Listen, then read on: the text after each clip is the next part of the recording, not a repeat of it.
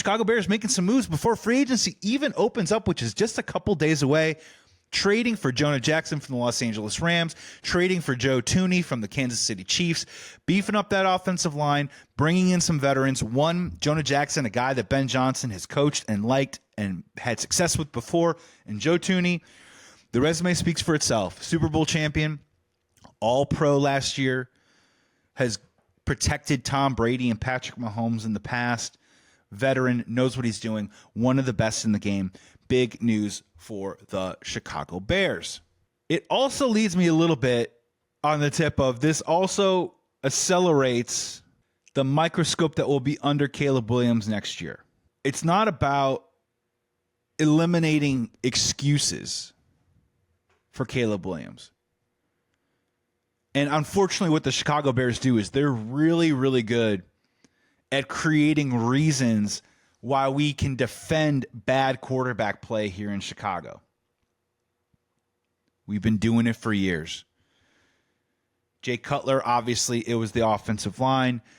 Mitch Trubisky, it was his relationship with Matt Nagy. Justin Fields, it was a little bit of the offensive line, was a little bit of the weapons around him. Then they got DJ Moore. And then with Caleb Williams last year, he took the most sacks in the NFL. And was never on the same page with his receivers. And offensive line or no, had one of the worst deep pass accuracy that I've seen in quite some time as a quarterback. I still have high hopes for Caleb. You've seen some videos of him already working out. Good for him. My only thing with Caleb is, and look, this is a little unfair, but anyone that grew up in Chicago or grew up in Chicago in the 90s and got exposed to the person that is Michael Jordan is, you have to understand in Chicago is when you tell the fan base of any sport that you're in that you want to be great, that isn't some buzzword or cliche word here in Chicago. When you say you want to be great, when you say you want to win championships, when you say you want to be the best at your profession, that's great. Good for you. But here in Chicago, you have to understand something, that we've been exposed to Michael Jordan, and we know exactly what greatness looks like, and we know exactly what it takes to maintain and get to that point of greatness. And it's about being a maniac. There's a great moment in The Last Dance. Jordan comes back from retirement, isn't in the best shape, has a baseball body, small shoulders, isn't really shooting very well, is a little rusty, and they lose the Orlando Magic in the playoffs. And Tim Grover, his trainer, very famously has a story where Jordan comes up to him the night they lose to the Orlando Magic, and paraphrasing, tells Tim Grover, "I'll see you tomorrow morning.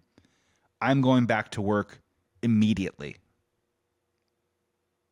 That's what greatness is. And if you're Caleb Williams, after the season that you just had, you lost 10 in a row, head coach gets fired, offensive coordinator gets fired, you take the most sacks, there's memes of you lying basically lifeless on the field. The hope is, if you tell people that you want to be great, that you are pouring everything that you have into this right now. You're 23 years old. You got the energy. You've got the body to do it. All you need now is to put in the time to get you to that greatness.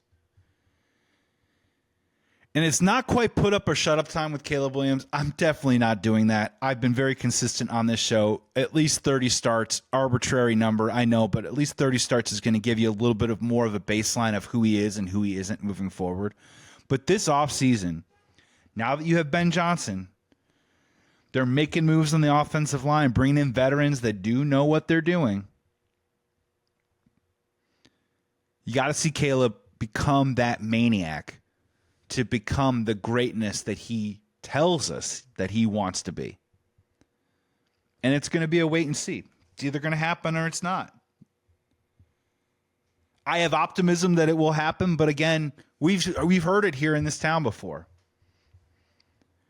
And my hope is with Ben Johnson, with some of these veteran offensive linemen, they start to teach Caleb things that he didn't know. And it's not your fault. You can't know what you don't know. When you're young, you come out of college from USC, you think you know what NFL work ethic is, but it has to be shown to you. And no offense, I don't think Matt Eberflus, Nate Davis, Bill Murray, Matt Pryor, I don't think those were the guys showing the way. And they probably shouldn't have. They don't have that kind of pedigree. They've got guys coming in here now, especially at the head coach position, that should show Caleb the way of what an actual NFL work ethic really looks like. And it's up to him to put in that time. So it was good to see him throwing the other day. You know, I understand you want to get away from the game. You want to have a nice little counterbalance. But my hope is for Caleb Williams right now is to become an absolute maniac this offseason. Get to that level as fast as you can. Because as they say in any sport that you play, the more that it slows down, the more that you can then begin to take care of your body, take care of your mind, because all of it's already locked in there. The reps have already happened, and you can have it, and you can move on.